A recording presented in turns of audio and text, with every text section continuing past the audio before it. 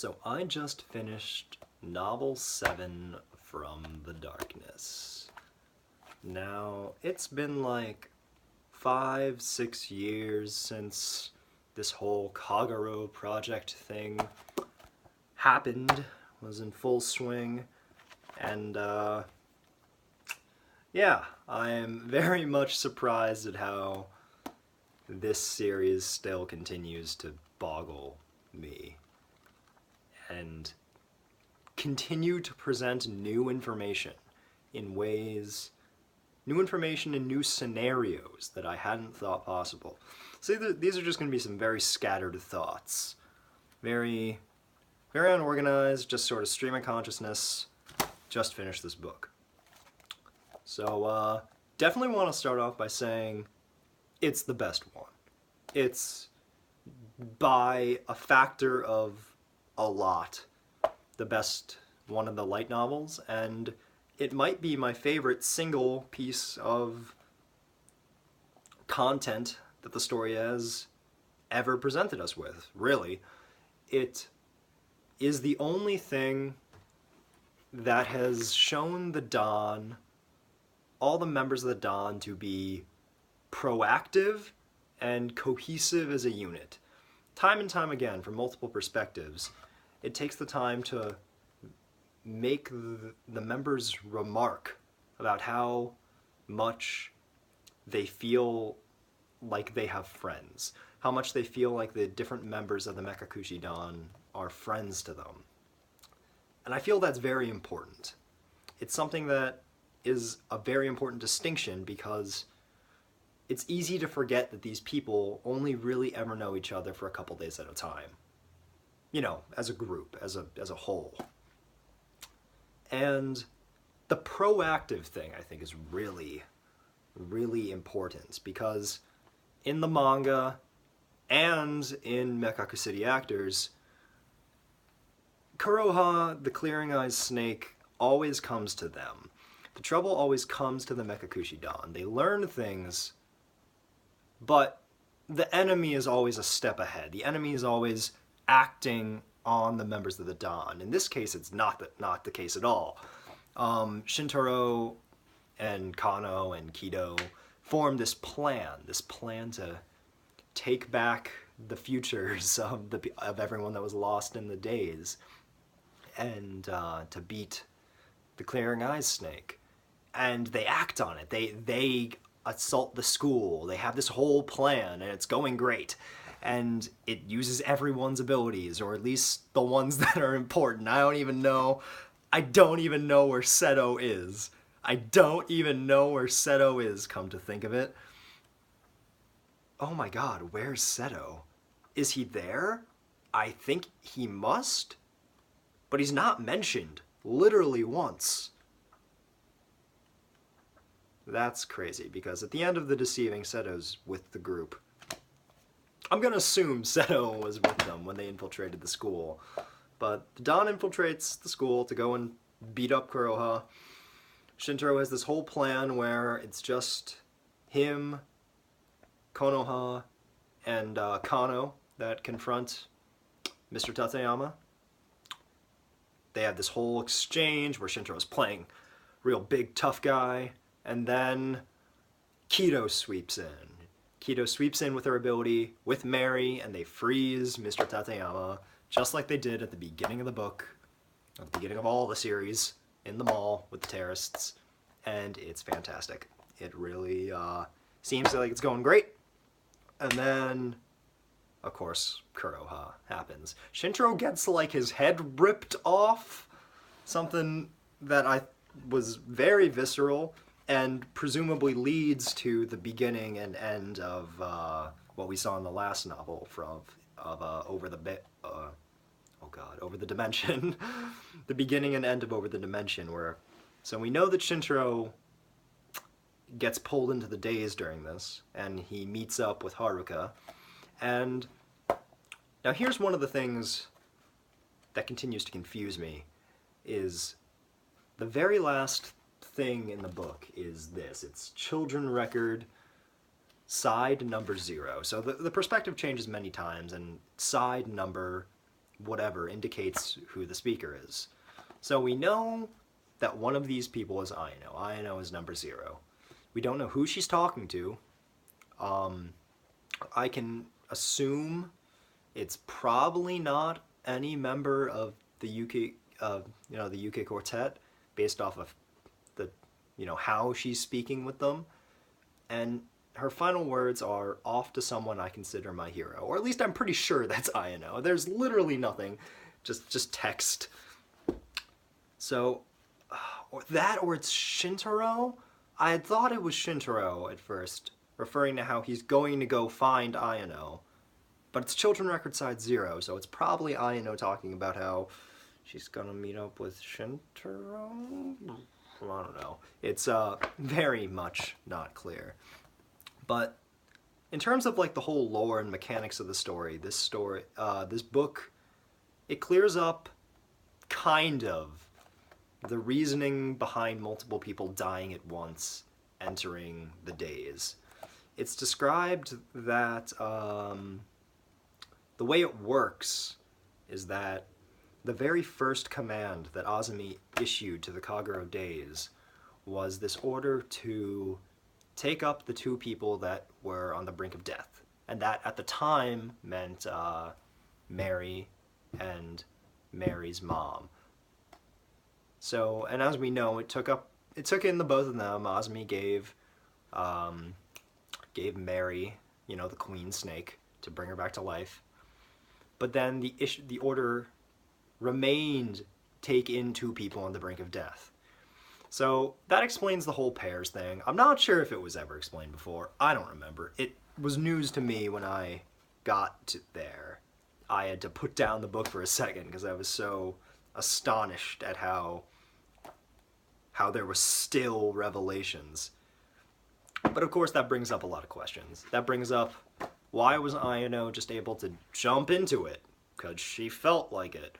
Why numerous times have we seen Shintaro kill himself and enter into the Kagerou Daze?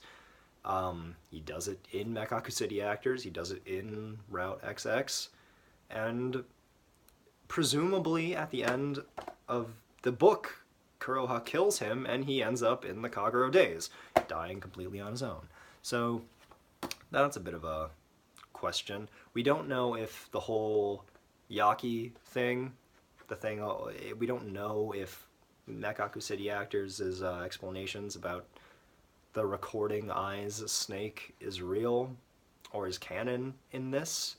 So there's still a whole lot of confusion about that. But what was really confusing, or rather very striking, and unlike anything we've seen yet from the series, was the ending, where right at the end, Azumi just kind of bursts out of Mary. Azumi is real mad. She's a real mad grandma, and she just kind of bursts out. She makes this whole thing about like, don't worry, you've spun that ridiculous tale for far too long. And then she just bursts out, says, "I'm ending it all now." So we know that Azumi doesn't have control over the snakes anymore. I don't know how she got here. Why she's just in Mary.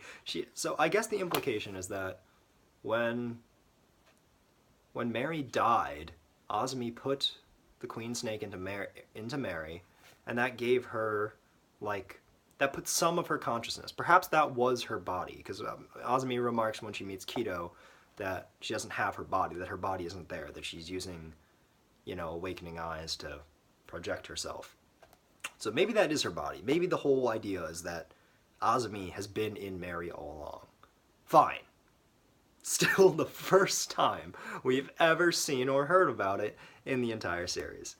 So that's cool. The other half of this book was, amidst the conquering the Kagerou Daze, was the story of Kido.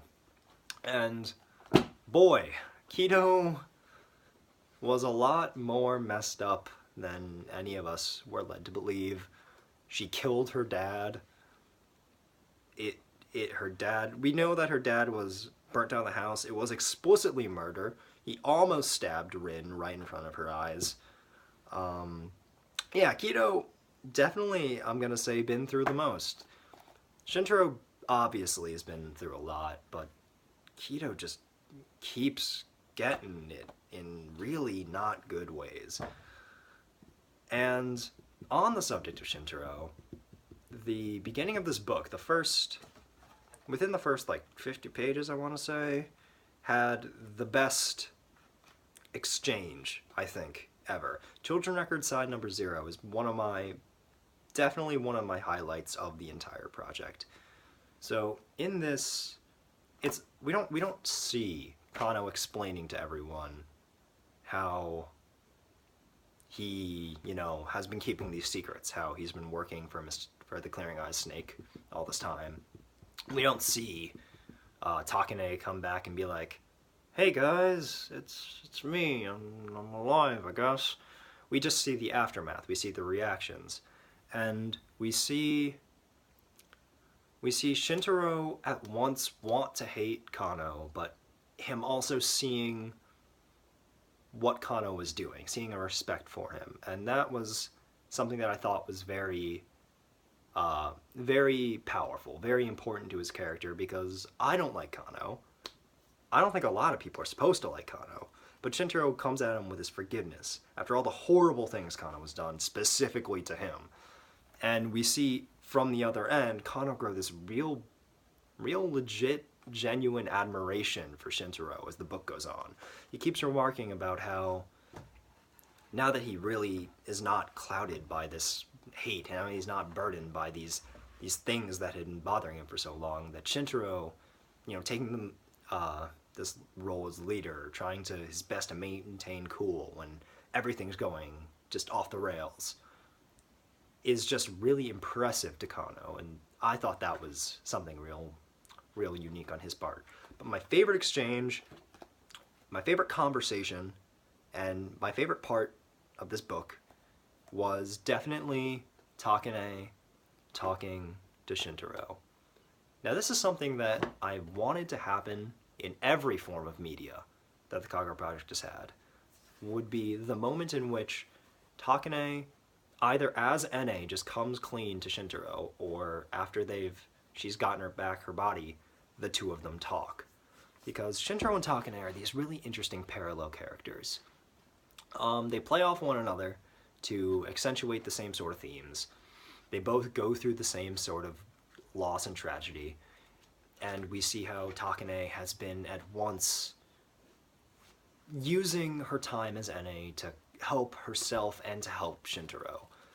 Even though obviously she's just screwing with him, that is ultimately the thing that's moving her. And it starts off with them just bickering, like you would expect. But it eventually gets really down to the heart of Takane discussing why Shintaro. And Shintaro acknowledges that Takane was trying to help him. And Takane acknowledges that Takane was trying to help him. And there's this admiration between the two of them, and this realization for what they are, what they've been through, that I think is stellar. There was never a lot of discussion between what kind of bond Shintaro and Takane had back in the UK Quartet days. We just know they kind of bickered sometimes, and from what I get, from what's implied by the way they talk, they really just didn't interact much. But I thought it was very mature, and at least very cathartic to know that they both realize the things that they were doing, that the feelings of admiration aren't lost, that isn't lost on Shintaro amongst his desire to just fight with Takane. That was very sweet, and one of my favorite points of the series in general.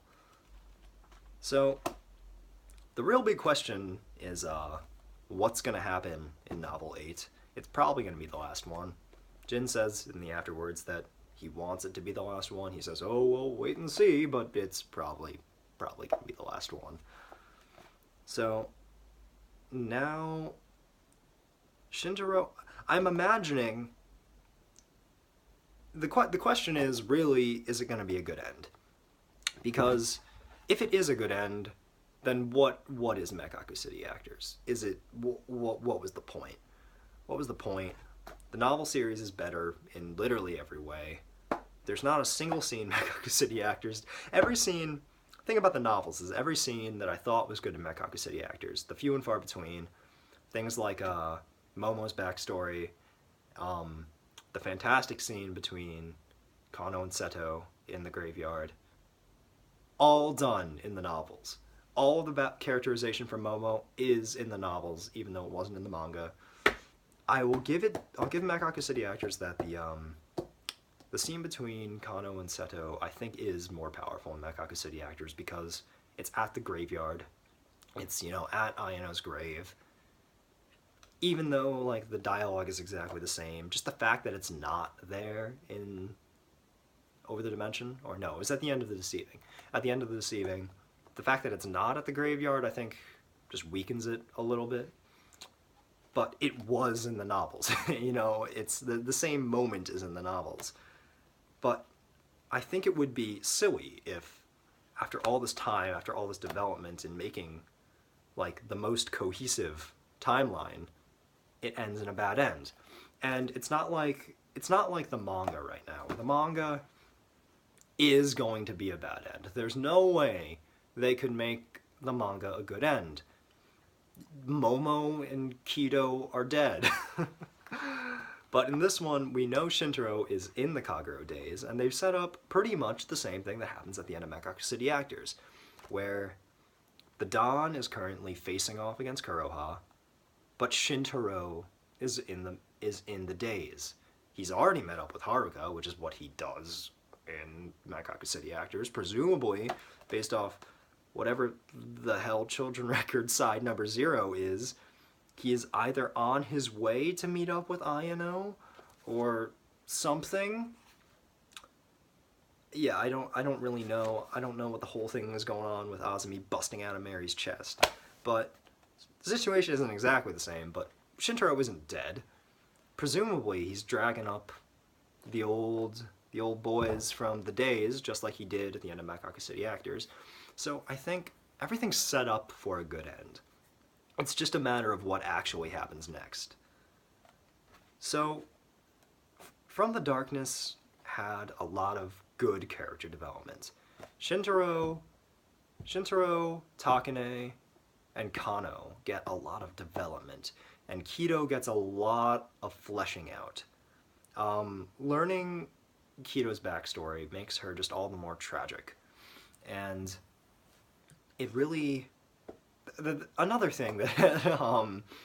speaking of they just keep coming, but another thing that I think... or that I'd like to know is... does Kido get her memories back at the end? Because we learn that...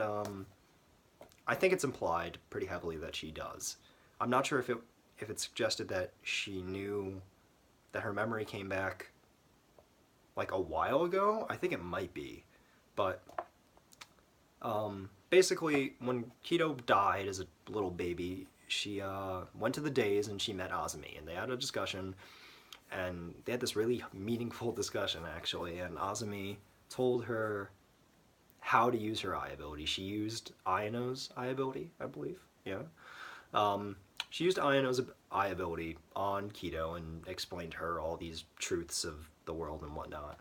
But then used concealing eyes to block out some of Kido's memories, so she could go back to the real world and kind of get a new lease on life.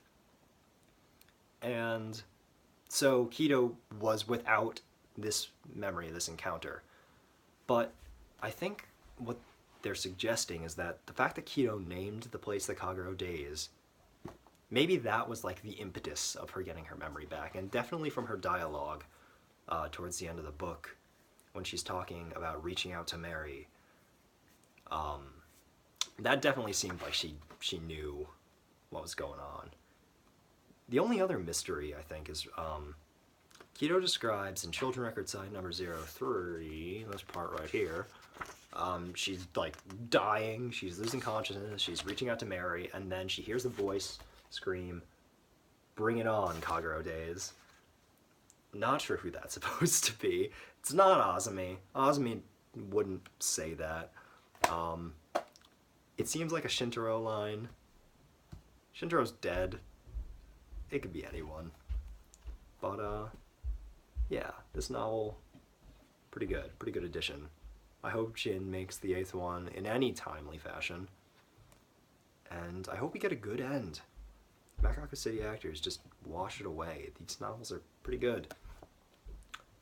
I think the tagline on the back, "Now you see her, now you don't," is ridiculous and hilarious, but, yeah. I really want to know what happens next. This is definitely the most interesting confrontation there's ever been. Oftentimes, well, actually, we haven't gotten a lot of confrontations with the Clearing Eyes snake, but this is definitely the most interesting one. Just all of the different moving parts, and the fact that Azumi is a current player, is a, active player, which is something that we've been, we've never seen. Azumi's always been passive. It just keeps changing the game in ways that I hadn't expected. And obviously the manga's changing the game a lot right now with its ridiculous route, but this is a lot more sensical. So I really hope that Novel 8 has some answers, a good end, preferably. Jin flat out says in the afterword that Ayano is going to be one of the protags, which I eagerly anticipate. From the darkness. Pretty good. Pretty good out of 10. I say so anyway.